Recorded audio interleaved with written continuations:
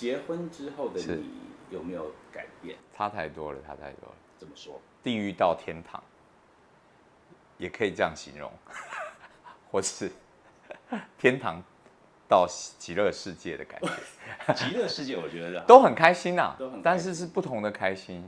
当然，结了婚嘛，就会有一个责任，你不是一个人过生活嘛。然后有些时候要配合对方，对方也要配合我，所以心境上会有一些不同。但是我觉得转变最大的会是直接了很多。我以前会绕路走，现在会走直线。你的意思是说，对人做人处事的方面吗？是我以前不太会拒绝别人，永远是朋友打电话，各翻出来我就出去了。对，现在是我先问问很少说好。前几年都是所谓的综艺咖，谐星。从歌手转变成通告艺人，有没有什么跟你自己不合的地方？基本上要生存下去，然后我刚好有这个能力，很不容易做一个谐星跟通告艺人。如果把我的演艺生涯30年切一半，我刚好前面都在当偶像，后面都在当谐星，对不对？那偶像不用啊，你就出片的时候出来接受一下访问，这样也不用搞节目效果什么的。对。但我自己的个性私底下其实是比较随和的。当偶像的时候是被绑住的，就是。就像你看，也不能这样讲，就是我是因为很喜欢唱歌，很喜欢跳舞表演，而加入这一行嘛。对。然后，但是你看，很少人我立志想要当通告艺人，没有这种人吧？当年应该没有所谓的通告艺人。没有，这个是慢慢产生的。对。那通告艺人他基本上也不是一个职业啊。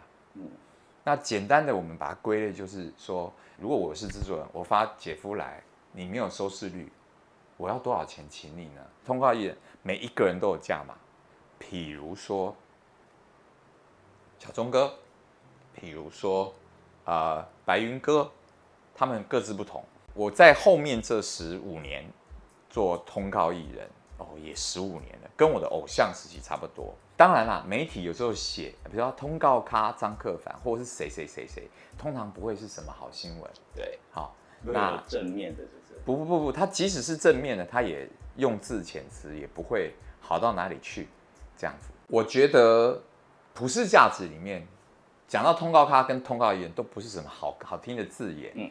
那我可以直接就讲，戏子也不是好的字眼。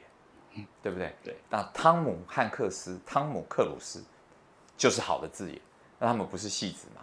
就是看戏的，如果他要当疯子，你怎么能够阻止他？但是里面却有些傻子，对不对？那我就演那个戏子，演给傻子看。就是这世界上你不可能做任何事情大家都喜欢你。那反过来说，也有很多人就觉得张克帆带给他就是欢乐他就喜欢我这一类的。不太好笑的幽默，OK， 喜欢我带点正直的阳光，那我就服务这些人就好了，不会所有人都喜欢你的，即使是在我心目中没有缺点的张国荣，也有人觉得他不喜欢他，他就不喜欢听他唱歌啊。那对我来说，张国荣就是神啊，神一般的存在。那这个不一样，所以如果你不喜欢看。就是通告艺人或者什么当个键盘侠，那就是他们就是属于那种另外一类的嘛，我又不是服务他，还好。慢慢再走到网络这一块，对不对？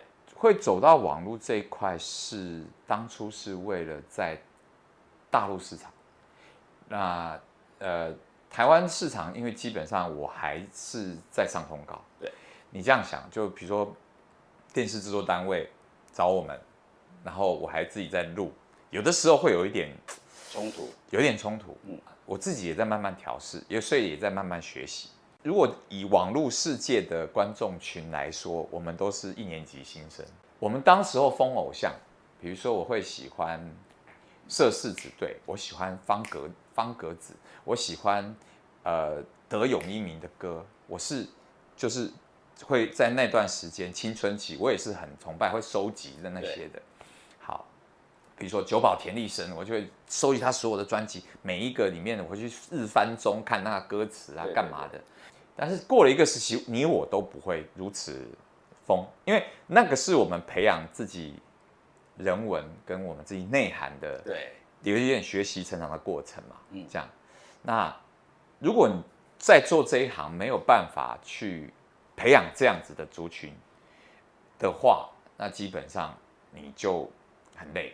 什么时候回到最单纯的状态呢？就是说我就是单纯的要为那一群人，那我也要找到那一群，那群人也要找到我，对，这样子。所以我还在学习啊。因为现在我们都知道，在这种网络的时代，其实大部分都要自己来，就 DIY 啊。对对对。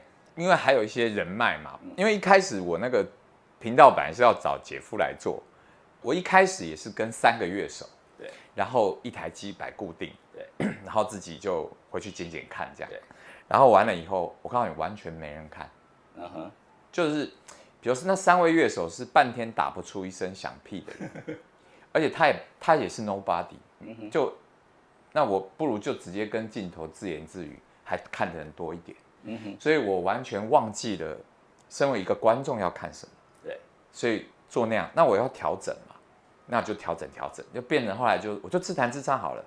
后来我发现，我身为一个歌手，我还是有乐迷的，即使不多，但是还是有的。那这个叫做那个根本，我们人要这个饮水思源，所以他们要有一定的 quality。对，可能是你的表演有 quality， 还不一定是你拍摄要重质感哦，是你的表演本身要有质感。我后来了解这一点，从内心发是，就是我今天表演的是有没有货的，这个比较重要。后来我就慢慢调整。但是如果我一开始找 Jeffrey 来做，我可能3天一遍，4天一遍。这个常常被我的老婆常会讲，因为他是一个很刁地的人，他是一个很执着的人，他不太转弯的。但我们在我的生存环境中，如果不转弯，就前面就是死路一条。对，所以当我做谐星也是，我跟你讲，我为什么变成谐星，是有一个节目叫做华视，一个叫做《欢乐歌喉战》。欢乐歌喉战。对，里面有几个评审，小松、小博、李明一跟巫启贤这4位，只要你要唱不好，他就按钮你就滚了，这样。后来我跟你讲，全部没有人按，我就真的要滚。然后我就觉得，不行，我要平反一下，因为我那时候唱《用尽心声》，我的成名作。对，好，那我就说，那你让我加分题，没有这一段的。我那时候大概93公斤，我就后手翻，就边弹自弹自唱，再后手翻，就这样。然后那一集的收视率是 SRT 是破4。就在你的这一段，就在我这一段，你看分段会知道，就那段分段很高的时候，就常常有节目找我去，那是变灵活的胖子嘛，这样，对，所以不是就变这样，那我也觉得挺好的啊，对啊，有一个生存的空间，对，不然你看我同期的歌手在干嘛？对，在当时也会觉得说，为什么都是我是主唱，那个其他人好，其实红孩儿基本上不是一个乐团，所以有主唱是很荒谬的一件事情，对不对？对。那偶像团体应该是大家就都有，现在有分什么颜值担当啦、舞蹈担当啦、滑水担当啦，滑水就在里面打混摸鱼的但是他个性可能好相处，于是乎就变滑水担当。再讲一次，就是红孩儿它不是一个乐团，也没有贝斯手，也没有吉他手，然后怎么会有主唱呢？就是因为以前的一张专辑有10首歌，他如果让6个人都来录，10首歌录完，我们的录音费用可能会是一般专辑的8倍到9倍。也就是说，我做一张专辑，我录音费用60万，我可能真的让你们走过一个过场，我可能就要花到400多万吧。对于唱片公司不合乎成本的。所以他就每一张专辑里面就开4首歌、5首歌给我一个人唱，因为我录比较快嘛，比较省钱嘛。最后你自己出来了。那时候我其实有2个选择，要么就回这一行，要么就出国读书。你看22岁就当完兵，对不对？谁要干活嘞？对，我家又不是缺钱，你懂我意思吗？就是我要去哪里，就是要去伦敦，就是帮我付4年，我还是一样哦。你这样想，那时候的小孩子很奇怪，那小虎队就讲一个重荣誉守秩序，对，现在讲这是鬼要理你，你懂我意思吗？现在是要做自己，对，可可是我那时候却是纵容欲守秩序的那一群嘛，然后觉得然后这样出国要花爸爸妈妈的钱，然后好像读完回来也是去爽4年，不如就回来看看还能不能唱啊。然后我当兵的时候跟黄品源品源哥是一起的，我想他就是我们在红孩儿表演的时候，喜欢我们都是少女嘛，也会有少男，但是比例上好。那但是喜欢我们的是少女，我在当兵表演的时候，下面都是男生你情歌如果唱不 OK， 就下面会直接丢那个可乐罐丢上来，你就扣听到那个声音。对。但我前面又是黄品源，我就得这个迅速成长，导致我后来出个人唱片的时候，我前面是周华健大哥，后面是辛晓琪，不然就前面就张宇，后面是游鸿明，都是跟这些人在讨生活。然后在校园演唱会，你掌声只要少一点，你就没有下一场。是这个环境走出来的。义工队也让你成长很多，对不对？迅速。如果我前面是白云歌的话，我可能就不会那么进步那么多了。万绿丛里唯一的颜色，能不能勇敢的盛开着？何必为了美丽而自责？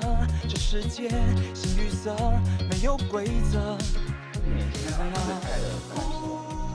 1年前，我们是1989夏令营出道的，刚好是2019年的暑假，那30年到了，然后就问大家有没有意思，这样子。由你发起的？对，是我发起的。为什么？因为我算是平常有在请人家吃饭啊，有在交朋友啊，然后与人为善啊，所以那个朋友也会比较互相挺啊，然后跟其他的团员当时候也是还有联络啊。所以就排除万难，对。然后跟韩志杰当然没有话讲，双儿想要看到韩志杰嘛，对，就只好就，但也是说，因为红孩儿他没有正式解散，当时候是因为我也不能说是我出唱片，这样子，应该说是唱片公司的选择，就这样。那总会觉得我们6个没有。就是没有正式解散。对，那这次其实也没有解散，就是复出而已。对，就是只要我们还有跳唱的能力，在台上就把欢乐带给大家。找回其他团员，过程容易吗？其实蛮不容易的。对，怎么说？男生团体嘛，总会有人想法比较不一样那。总要有人，度量要比较大，那比较不在乎一些事情的话，才能成局。对，我觉得对歌迷算是有交代了，但真的不容易。每一天都不容易。过程顺利吗？过程非常的好玩，但跟顺利跟困难一点关系都没有。每天飞车。我不晓得其他人是怎么想，因为他们不用面对资方。对我要，他们就是负责帅，负责努力练习就好了。我接触的层面比较多，他们如果要多想的话，就是他们想一些他反正也做不到的事情不过我的责任就是面对那个所有的制作人员，这样。那我尽量满足其他5位团员的所有的奇奇怪怪的要求，所有想要什么天王天后级的待遇，我们就尽量满足你，就好了。这样，那的确我们的待遇是挺好的。还会想再做吗？如果有厂商有找我们的话，我们一定是义不容辞。第一个，疫情结束，大家平平安安的，这样第二个呢，就如果有朋友就是找我们6个人，那当然一定是要出席的。只要韩志杰回来，双儿开心就好。真的是好差。没有啦，韩杰就贴心小杰嘛。对。他在这一阵子也是他最懂我的想法，他比较贴心嘛。所以他很敏感。在团里面，你跟他是最好的朋友，算是最好的朋友。但他是最没有欲望的。最没有欲望。我常说做这一行一定有欲望，就是你要有目的性嘛。对啊，你看他就是拍 MV 对嘴，手是插口袋的。对啊，这位哥哥，你已经出道30年了，对嘴嘛，这个舞曲嘛，你就对不对？你为什么他就是可以这么害羞，你怎么办呢？会不会是不当艺人太久了，所以他天生的，他天生的。以前在红海里，我跟你讲，他的外形是非常适合走这个圈子的。对，他即使现在把他丢到《陈情令》的剧组，把他丢到三生三世十里桃花，他是可以不用妆发就长得像那根桃花的。但他就是个性就是